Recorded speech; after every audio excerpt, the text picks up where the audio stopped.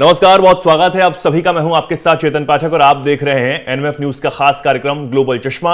मेरे साथ आज बेहद खास मेहमान संजीव श्रीवास्तव जी जुड़े हुए हैं, विदेश मामलों के जानकार हैं और हम बात करने वाले हैं 43 साल बाद कुवैत की यात्रा पर जा रहे प्रधानमंत्री नरेंद्र मोदी की। कोई भारतीय प्रधानमंत्री 43 सालों बाद कुवैत की यात्रा पर जा रहा है। कुवैत के साथ हमेशा से हमारे रिश्ते जो हैं वो अच्छे रहे हैं।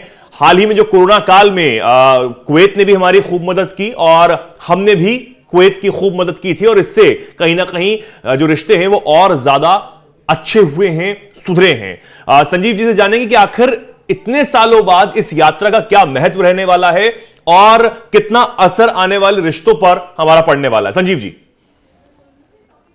जी चेतन जी, देखिए, भारत के प्रधानमंत्री श्री नरेंद्र मोदी की ये जो कुवैत की 2 दिनों की यात्रा है, 2 दिवसीय यात्रा है, ये बेहद महत्वपूर्ण है।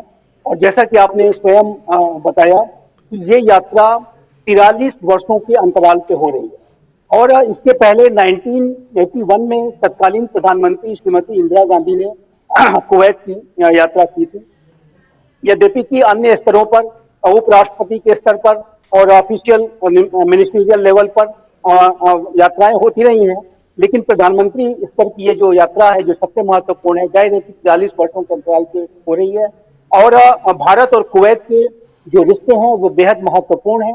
कुवैत वेस्ट एशिया रीजन का एक बेहद महत्वपूर्ण राष्ट्र है, बहुत ही संपन्न राष्ट्र है। और कुवैत के साथ भारत के परंपरागत ऐतिहासिक रिश्ते रहे हैं। वर्तमान समय में यदि आप भारत और कुवैत के आर्थिक संबंधों को अगर देखें तो भारत और कुवैत के बीच में लगभग 11 बिलियन डॉलर्स का व्यापार होता है। और भारत अपनी जो ऑयल की जो इंपोर्ट्स को करता है उसमें 3% जो कंट्रीब्यूशन है वो कुवैत से भी होता है। Kuwait gulf cooperation council GCC के 6 सदस्यों में एक अहम स्थान रखता है। और आप जानते हैं कि जीसीसी की जो कंट्रीज हैं वो भारत के साथ 184 बिलियन डॉलर्स का उनका भारत के साथ ट्रेड है। उसमें जाहिर है कि सऊदी अरेबिया, यूएई, ओमान जैसे राष्ट्र शामिल हैं और कुवैत का भी उसमें एक अहम स्थान है। और भारत और कुवैत के जो रिश्ते मेरे असेसमेंट के मुताबिक इस लंबे अंतराल के बाद, प्रधानमंत्री स्तर की वार्ता के बाद और अधिक सशक्त और मजबूत बनेंगे। भारत और कुवैत के रिश्तों को गहरा बनाने में जो कुवैत में रह रहे 10 लाख भारतीय हैं, प्रवासी भारतीय, उन्होंने भी एक बहुत बड़ा योगदान किया है।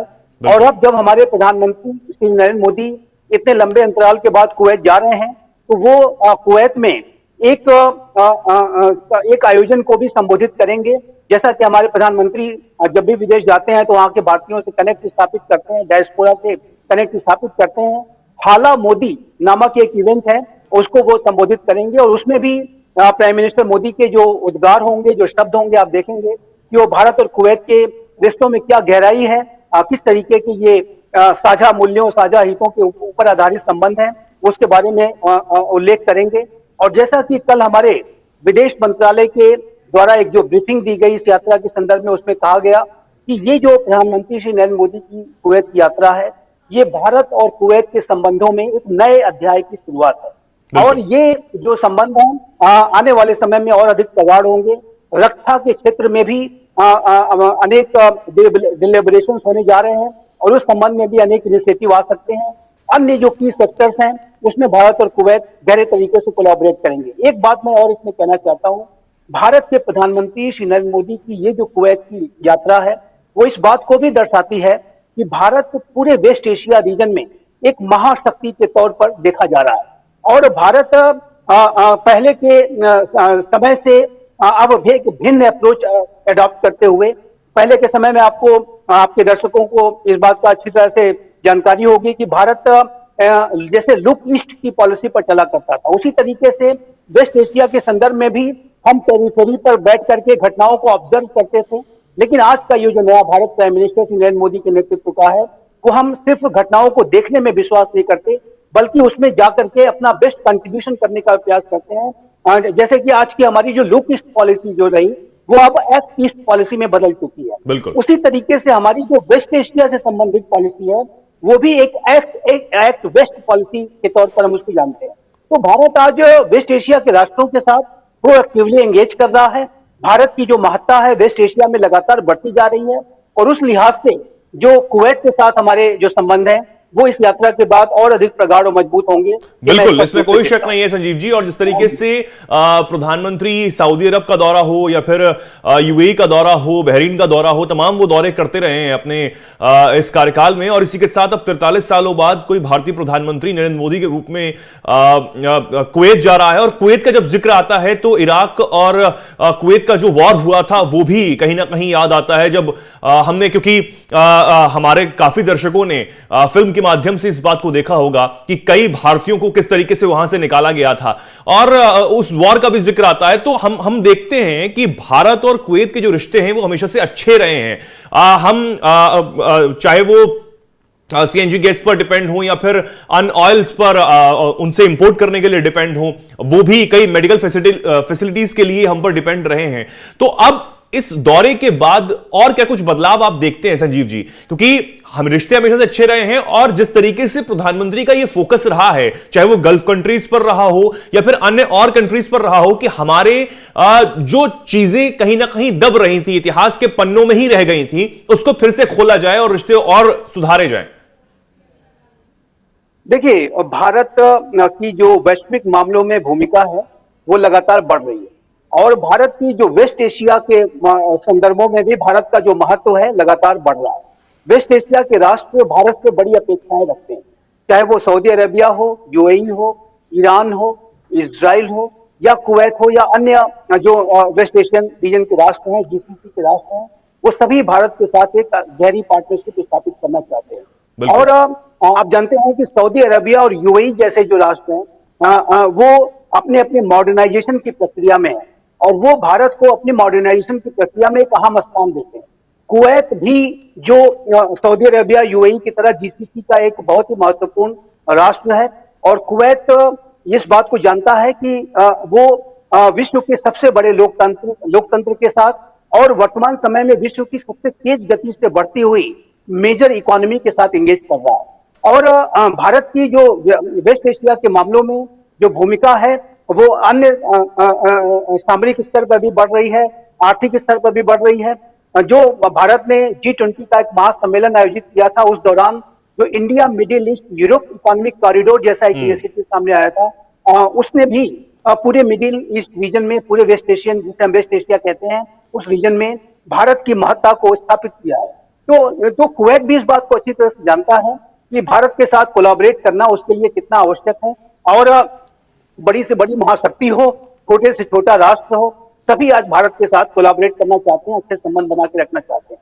भारत वेस्ट एशियन रीजन में भी एक महाशक्ति के रूप में स्थापित हो चुका है, और सभी राष्ट्र उसके साथ अपने संपर्कों को बढ़ा करके अपने राष्ट्रीय हितों को इंश्योर करना चाहते हैं, अपने लिए भी वो फायदा ढूंढ रहे हैं। और जाहिर है कि आज का ये जो नया भारत है, जैसा कि मैंने कहा कि घटनाओं को पेरी में बैठ करके हम ऑब्जर्व करने में यकीन नहीं करते, बल्कि राष्ट्रों के साथ एंगेज करके और वहां पर अपना बेस्ट कंट्रीब्यूशन करने की कोशिश करते हैं। नहीं, बिल्कुल। और संजीव जी, बड़ी दुख की बात है कि वेस्ट कंट्रीज तो हमारी क्षमताओं को समझ रही हैं, लेकिन साउथ एशिया में बैठी जो कंट्रीज हैं, हमारे जो पड़ोसी देश हैं, वो शायद कट्टरता की वजह से इन चीजों को समझ नहीं पा रहे हैं या फिर देख नहीं पा रहे हैं।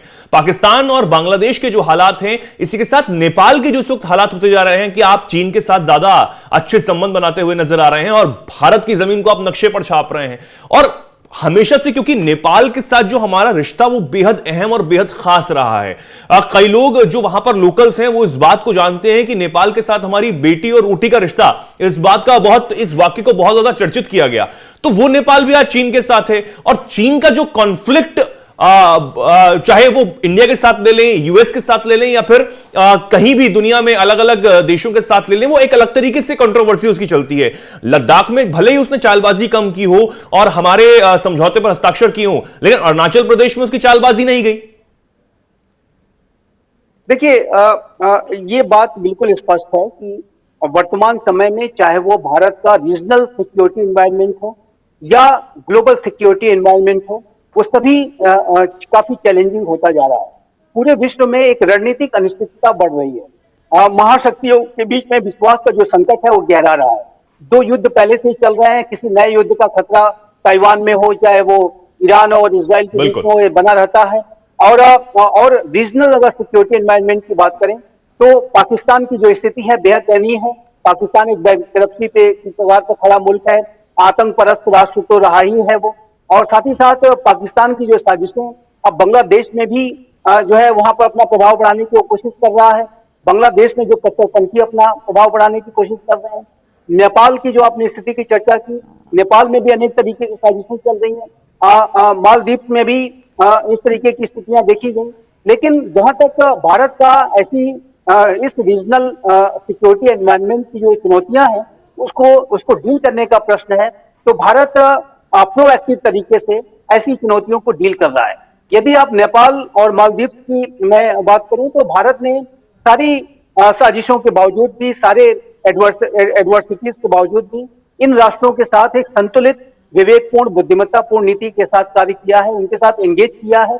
और भारत बांग्लादेश के साथ भी अपने कंस्ट्रक्टिव एंगेजमेंट को बना करके चल रहा है। हमारे विदेश सचिव श्री विक्रम मिस्री ने बांग्लादेश की यात्रा भी की और उसके बाद हमने ये देखा कि बांग्लादेश में जो सरकार की तरफ से कुछ बयान आए कि हमने इतने लोगों को अरेस्ट किया, इतने केसेस दर्ज किए। आज ही अभी एक खबर आई है कि एक नए किसी ऐसे व्यक्ति को अरेस्ट किया गया जिसने कि मूर्तियों को तोड़ने का एक घृणित कार्य किया था। तो ये जो पूरी स्थितियां हैं वो भारत को अच्छी तरीके से डील कर रहा है। भारत कठोर से कठोर कदम उठाने के लिए भी पूरी तरीके से क्षमता रखता है और आवश्यकता पड़ेगी तो हम कठोर कदम भी उठाएंगे। लेकिन अगर आप, मैं एक छोटा सा एग्जांपल आपको दूं, मालदीव में जो भारत के विरुद्ध एक वातावरण बनाया जा रहा था, इंडिया आउट जो पॉलिसी दी गई, उसके बावजूद भी भारत ने मालदीव के साथ एक कंस्ट्रक्टिव एंगेजमेंट बना के रखा है।